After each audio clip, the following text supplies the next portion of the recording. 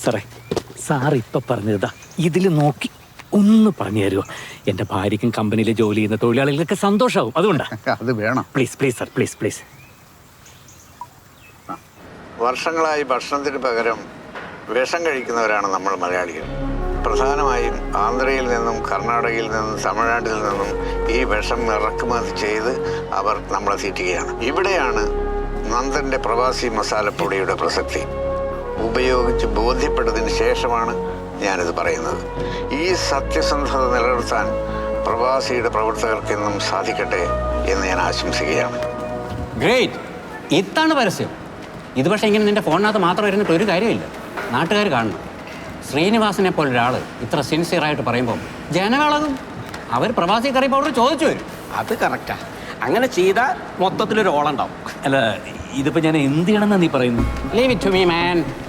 ഇത് സോഷ്യൽ മീഡിയയിൽ ഒന്ന് കയറിയാണ്. ഡിജിറ്റൽ മാർക്കറ്റിംഗ് ആണല്ലോ ഇപ്പോഴത്തെ ഒരു ട്രെൻഡ്. ഇതൊന്ന് എഡിറ്റ് ചെയ്ത് വൈറലാക്കും. അത് ഞാൻ ഏറ്റു.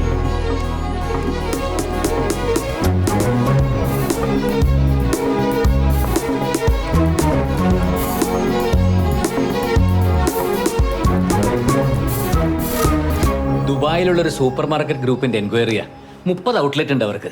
എൻ്റെ ഒരു പഴയ ഫ്രണ്ടാ എൻ്റെ പർച്ചേസ് മാനേജർ. ഒരു ദിവസം ഒരു ഔട്ട്ലെറ്റിൽ 5 പീസ് വെച്ച് പോയി കഴിഞ്ഞാൽ ഡെയിലി 150 പീസാ.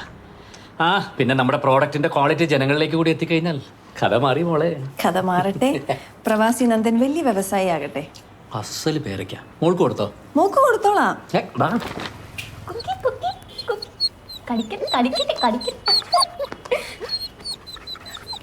അപ്പോ ഡൈനിങ് ടേബിളിൽ മുകളിൽ വെച്ചാണ് പട്ടിയെ കളിപ്പിക്കുന്നത്. നമ്മൾ ഭക്ഷണം കഴിക്കുന്ന സ്ഥലമല്ലേ ഇത്? അപ്പോഴേക്ക് മാറ്റാലോ. പഴം കഴിക്കണോ? മാറ്റ്. ഈ പണ്ടാരത്തിന് വീട്ടിനകത്തിട്ട് കളിപ്പിക്കരുത് ഞാൻ പല പ്രാവശ്യം പറഞ്ഞിട്ടുള്ളല്ലേ. ഇത് നമ്മളെ പോലെ ഒരു ജീവിയല്ലേ അച്ഛാ? നമ്മളെ പോലെയോ? എടി, അതൊരു പട്ടിക്കുട്ടിയാണ്. അതിനെ കിടക്കാൻ വേണ്ടിയിട്ടാണ് പുറത്ത് കൂടുണ്ടാക്കിയിട്ടുള്ളത്. ഇന്നലെ തന്നെ അത് ആ സോഫയിൽ കയറി കിടന്നിട്ട് അത് മൊത്തം അതിന്റെ രോമവും ഒരു വൃത്തികെട്ട നാറ്റവും. മോളു, ഞാൻ പുറത്താ കൂട്ടിക്കൊണ്ടാക്ക്. എന്നിട്ട് കൈയും കാലൊക്കെ സോപ്പിട്ട് നന്നായിട്ട് കഴുക. ചെല്ല് ചെല്ല് ചെല്ല് ചെല്ല്. എടുപ്പാ ചെല്ല്. Good good good girl, good girl. പറഞ്ഞ ഞങ്ങൾക്ക് മനസ്സിലാവും. ഇതെന്താ അങ്ങോട്ട്? ഞാൻ എന്റെ മുറി കൊണ്ടേ കളിപ്പിച്ചോളാം. അപ്പൊ ഒരു കാര്യം പറഞ്ഞ് അനുസരിക്കാൻ നിനക്ക് എന്താ എത്ര ബുദ്ധിമുട്ട്? കൊണ്ടാക്കടേ എന്നെ കൂട്ടില്. അപ്പു, അതിനെ കൊണ്ട് കൂട്ടിലാക്ക്. അച്ഛൻ പറയുന്നത് കേക്ക്.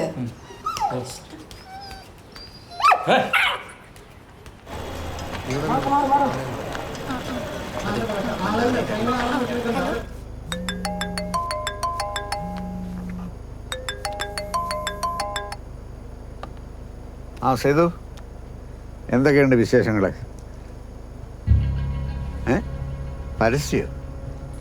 പരസ്യത്തിലൊന്നും ഞാൻ അഭിനയിച്ചിട്ടില്ലല്ലോ. പരസ്യത്തിന് വേണ്ടി ചെയ്തതൊന്നുമല്ലത്. വൈറലായിക്കോട്ടെ, എനിക്കതൊന്നും പ്രശ്നമല്ല.